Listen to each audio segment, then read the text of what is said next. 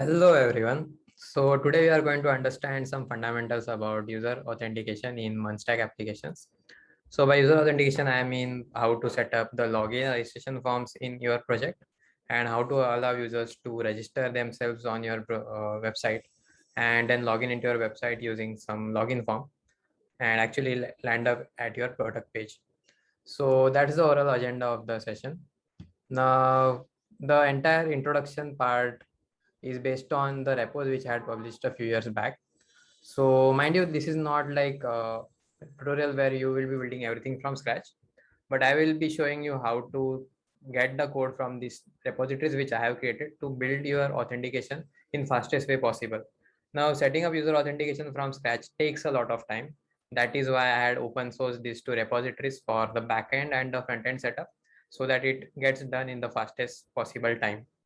In today's session or in today's part one, what we are going to do is we are going to set up the backend APIs using Node.js and MongoDB, and we are going to set up a basic React.js project with React Router. In the second half of our session, we will add the login and registration forms to our front-end project, and then we'll connect the server part with the backend part to finish the entire setup of your user authentication in your own project. So coming to the tutorial, as I mentioned that we are not going to build everything from scratch, but we are going to use some code from these repositories. So I'm going to link the repositories in the description of this video where you can access this repository and use it in your own code. Now the backend setup part is heavily like inspired from the article which was written by Deepak Kumar in 2019. So this article like in detail explains you everything that you need to understand for setting up the backend part. What we are going to do is we are going to use the code which is mentioned in this article and set up the backend in quickest possible way. So coming to the backend setup, as I mentioned in the agenda, we are going to set up the backend APIs using Node.js and MongoDB. So the first thing that we need to do is we need to set up our Express.js server and we need to also set up MongoDB on a remote MongoDB instance.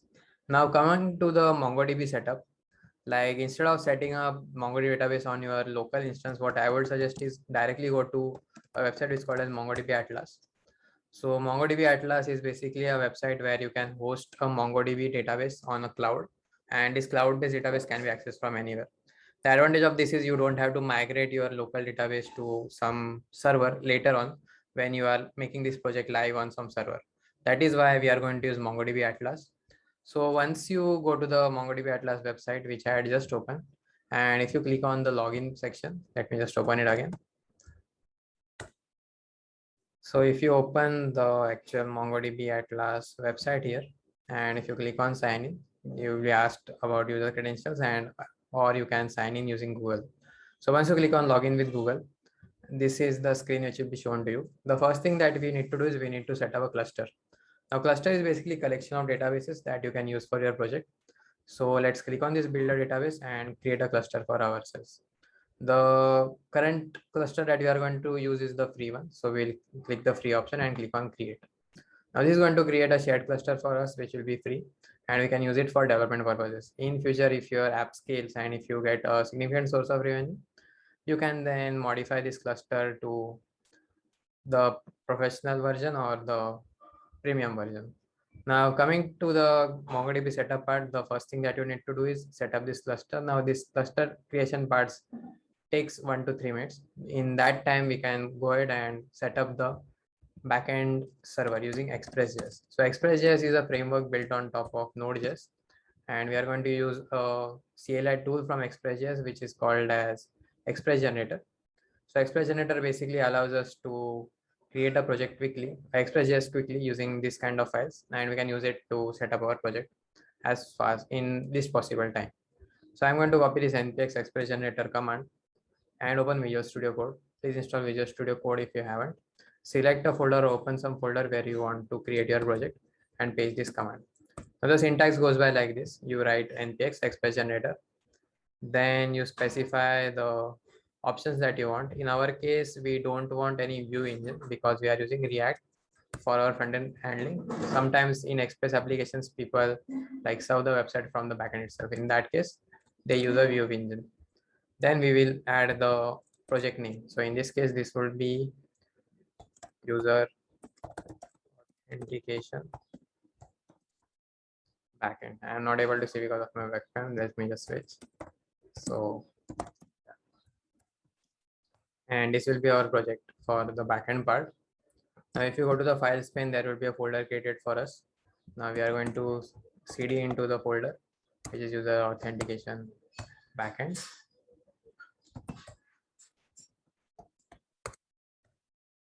Then we will run yarn install to install all the dependencies. So basically, these are all the commands that are specified in their setup. So once we are done with yarn or npm install, the modules for this project will be added.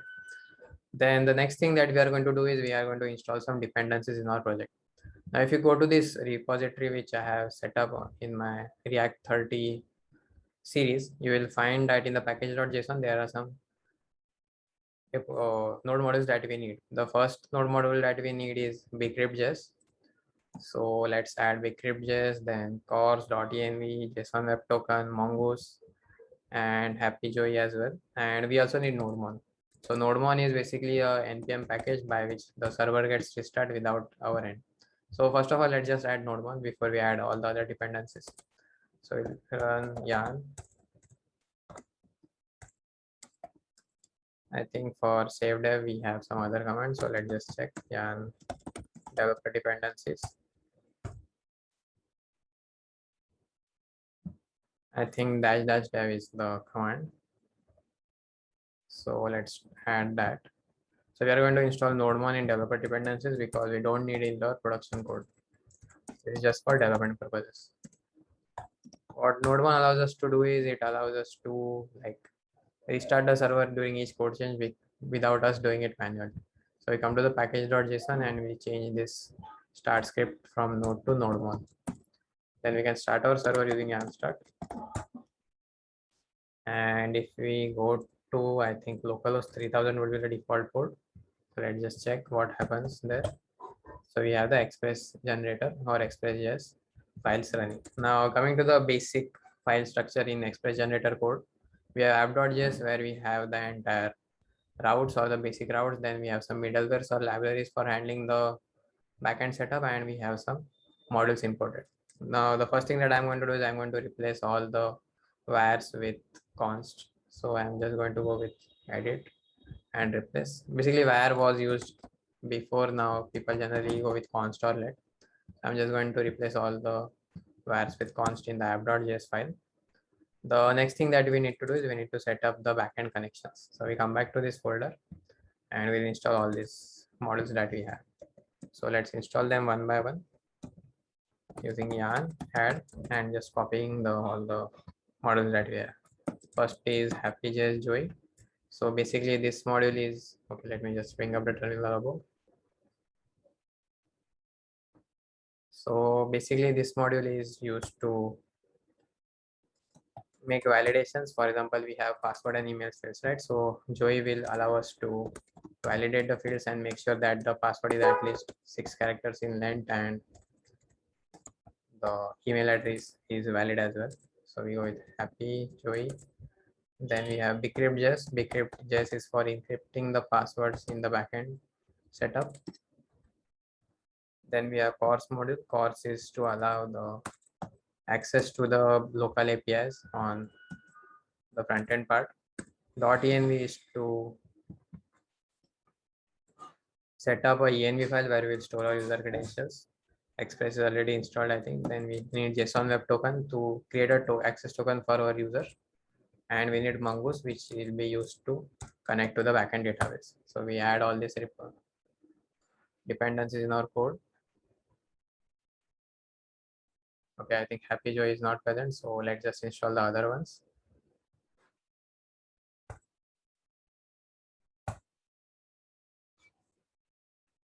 Once all of them are installed, let's just check where Joey is currently. Joey npm. So I think it is now an independent package. We can install this in our code. So it is optional. Basically, if you need, you can add it or you can add it later. So let's just add the Joey package as well using yarn.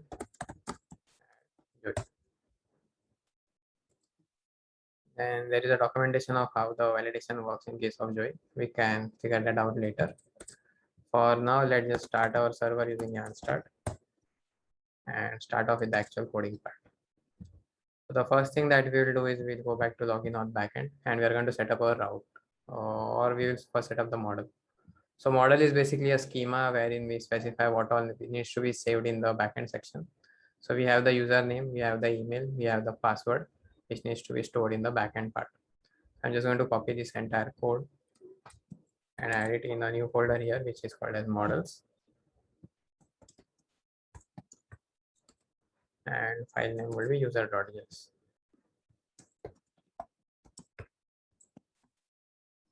So the schema is basically a blueprint by which the collection is stored into our MongoDB database.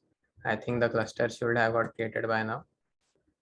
Now we need to allow the access to this cluster, which we have created just now. So we go to the database access section and we will create a new user. It's not use the other. So we will add a new database user. For example, let's just go with dummy user and we will auto generate a password. Then we'll copy this username and password somewhere in our code. So for now, what I'm going to do is I'm going to create a .env file in my code. So env file is basically an environment file and just add the username password for now. We'll use this in some time. So let it be there.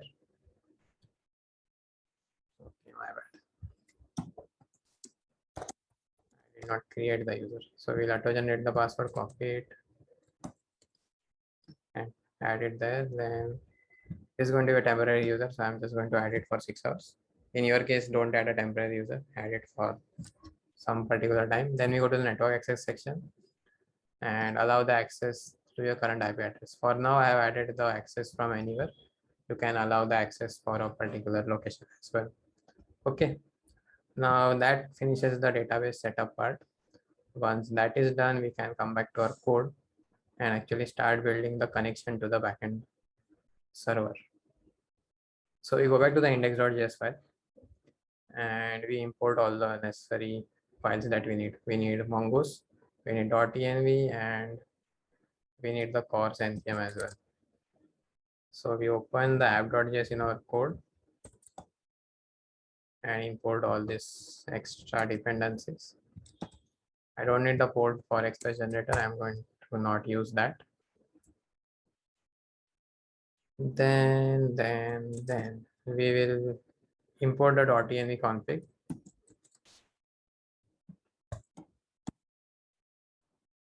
And we'll set up the connection to our backend database. Now coming to the database part, once the cluster is created, we go to the connect section and we click on connect your application. And this is the string which we need to connect to our database. So we are going to copy this entire string and add it to a variable. For example, db underscore host is equal to, and paste the entire connection string, and the username and password we just copied, we'll add it in this username password field. So basically this string is going to allow us to connect to the remote MongoDB database. And we'll keep this file as it is. Then we will close the section here and come back to the PR and we'll use the mongoose.connect to connect to our database. So we go to the app.js file and we create a connection to our MongoDB database. Now the URL name is dbconnect. So we'll rename this to dbconnect and save app.js. Now we'll restart our server. Yeah, start. If there is no issue, we will get connected to DB, which means that we are connected to the MongoDB database. The next thing that we will do is we will use the CORS middleware in our code. So CORS will allow us to access this backend server on localhost ports when we go with the front end setup. Then we'll set up our route.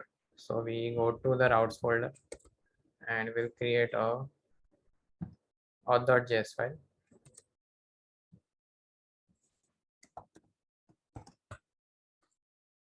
We can just copy the entire code that we have right now. So we go to the express users.js and we copy the router part. and we export our router as well. Then we import our model from the model which we had created here. Then the JWT bcrypt part, and we don't need validation for now. We will skip the validation because I think the validation might take some time. So let's just see what does validation have. We have joey.string. Is this the same as the original one? Okay, it has the original one. So this validation file contains the validation for email and password. For example, name should be minimum 3 letters in character, email should be minimum 6 characters, password should be 6 characters, and other stuff. So let's copy this entire validation file. If it works, it works. If it doesn't, we'll just skip it. So we create a new file here called as validation.js. Paste this code. Now I don't need a name. We'll just give email ID and password. Even in our schema that we have, I'm going to skip using name. I'm just going to keep it to email ID and password.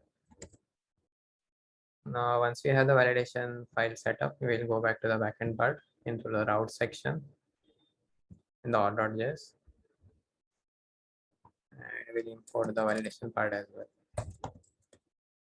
Then we can set up the registration route for registering the user.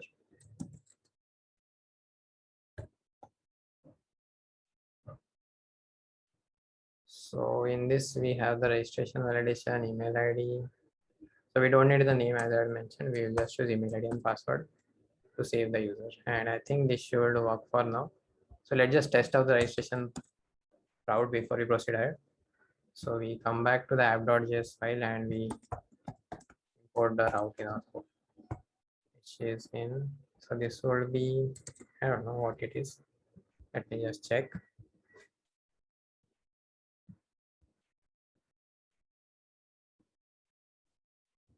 So this is a user route. So I'll go with authentication for now. And we'll use the auth router. And we'll import the auth router as well.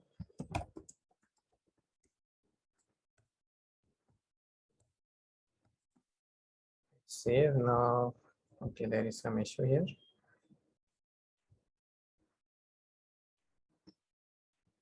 So this is the models folder.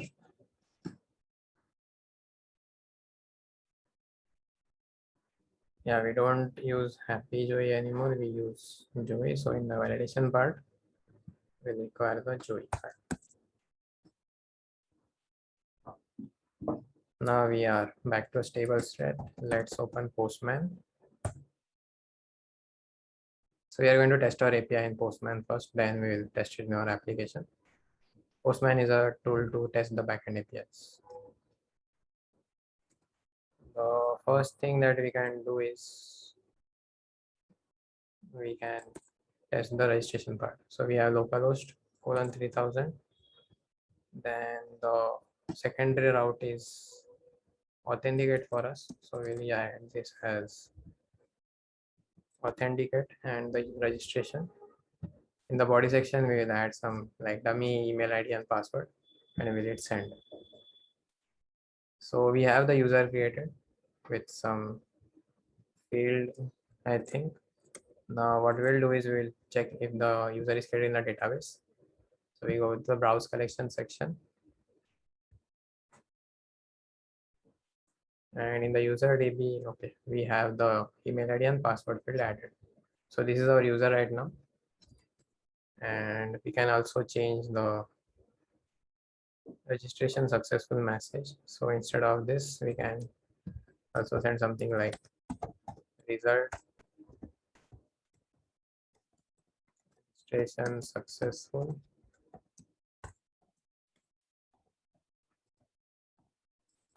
Comma the user ID.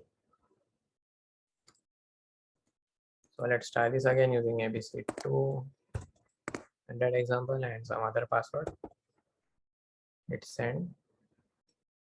So we have this result in our code.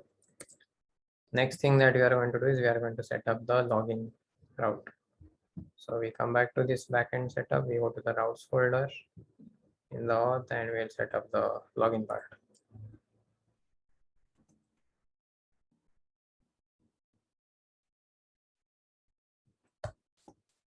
Now in case of registration, the basic mechanism that is happening is we are taking the email ID and password from the backend. Now, and we are encrypting the password using this bcrypt.js file, and we are storing the password in the database. That's the basic gist of what is happening in this entire code. In case of login, what we do is we first check whether the email exists and whether the email exists in the database, first of all, using this find one method. Then we will compare the password which the client is sending and we'll compare that with the entry in the database, and if they match, we can send a token, basically an access token, to allow the user to access our application. So that's the entire thing that is happening in this case. So we have to set up a token secret in our code, I think. So we go to the env file and we'll set up a token secret here. Token secret can be anything, so we can just set up something like LTF or whatever. I think we should restart the server using yarn start. I'm not sure if the env file is reloaded when nodemon restarts, so I'm just like restarting it from my end. Now we can test out the login part as well. So use the authenticator route.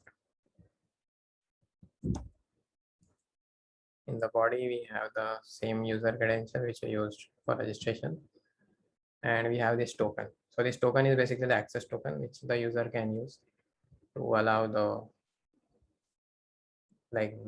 to allow the client to access the main project. Now, once we are done with the backend setup part, then we can use this verification thing. So verifier is basically a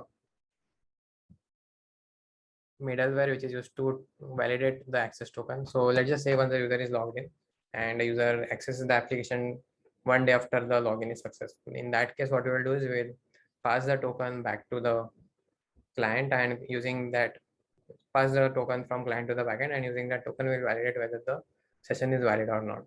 So for that we use this validate verify token method.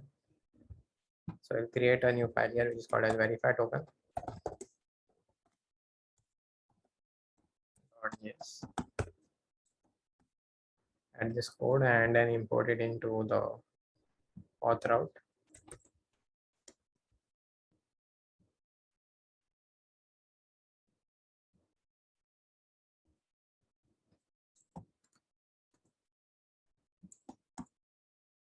Once we add that entry, we can add this me API which is used to validate the user session in future.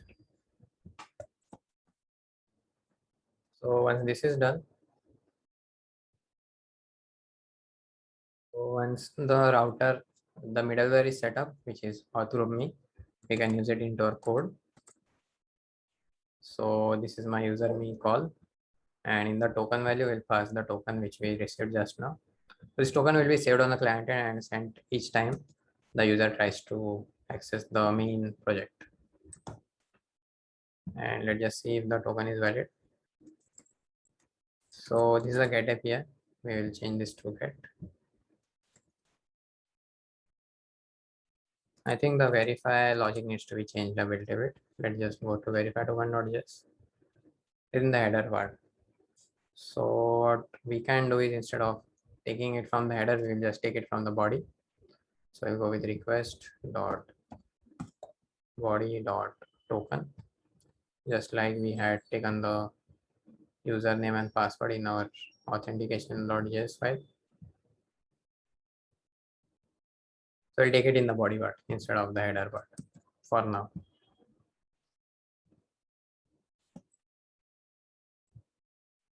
Or let's just keep it as header. So in this case, what we'll need to do is we will have to take this token in the header section. So we go to the header section, we add a field called as token, and we paste the token here in the header.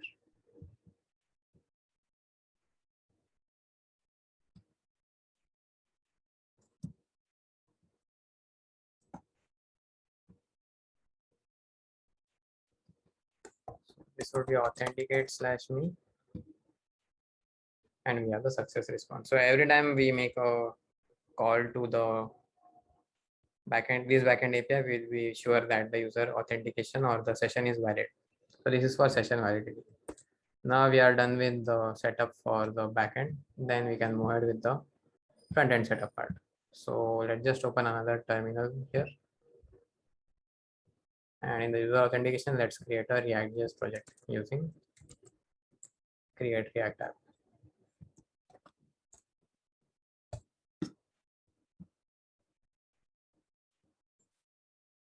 So we go to npx create React app. This will be authentication or user authentication front end.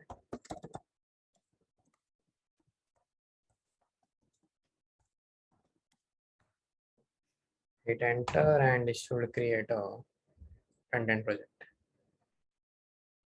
Now the front end setup part will be done using another repo, which is this repo for login forms. This contains the entire code.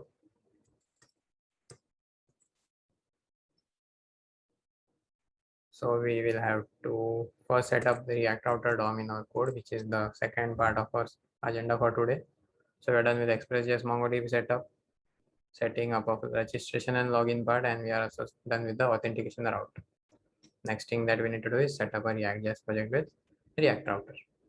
So React Router is basically a library to handle the routes in our code. So we go to the web section and we install the React Router DOM module in our project.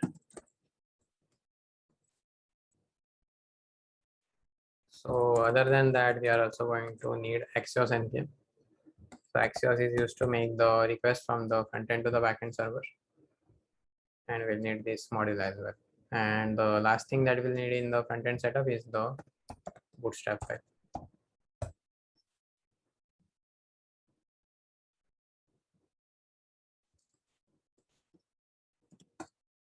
Let's cd into user authentication front end.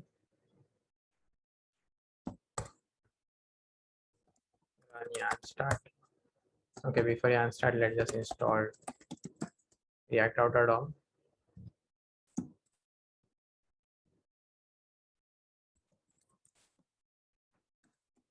And Axios npm.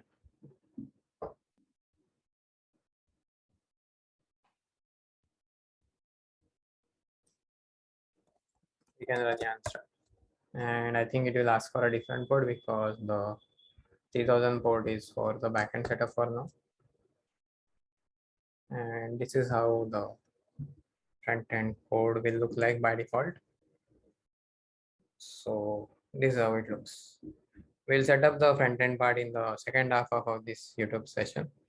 So in the first half, we were supposed to set up the backend part of the entire projects, and we are done with that. I know that we did not do anything from scratch, or we wrote the entire code from scratch, but the entire objective of this tutorial is to be a parallel tutorial or a video based component for the login form article which I had written.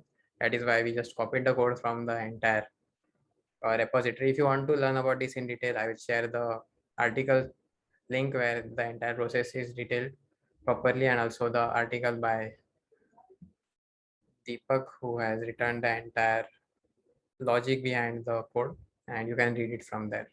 So that's it from my end for the first part. If you would like to learn about the front end setup as well, please subscribe to the channel and like this video if you found it useful, so that other people will also get this in the recommend section of their feed as well. So see you all in the second half. Goodbye.